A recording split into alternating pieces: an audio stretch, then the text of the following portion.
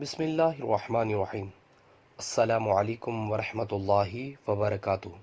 رسول اللہ صلی اللہ علیہ وسلم نے فرمایا، جب نصف شعبان کی رات آئے تو اس رات کو قیام کرو اور دن کو روزہ رکھو۔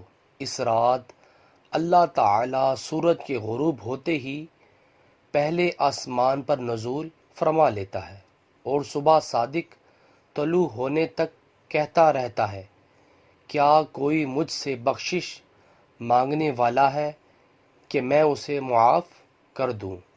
کیا کوئی رزق طلب کرنے والا ہے کہ اسے رزق دوں؟ کیا کوئی کسی بیماری یا مصیبت میں مبتلا ہے کہ میں اسے عافیت عطا فرما دوں؟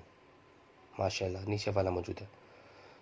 ویورز، ہمیں بھی چاہیے کہ ہم نصف شعبان کی رات کو قیام کیا کریں، ذکر و اذکار کیا کریں اور دن کو روزہ رکھا کریں۔ اللہ تعالیٰ سے دعا ہے کہ اللہ تعالیٰ ہمیں بھی اس حدیث پر عمل کرنے کی توفیق عطا فرمائے۔ ویڈیو کو شیئر کریں۔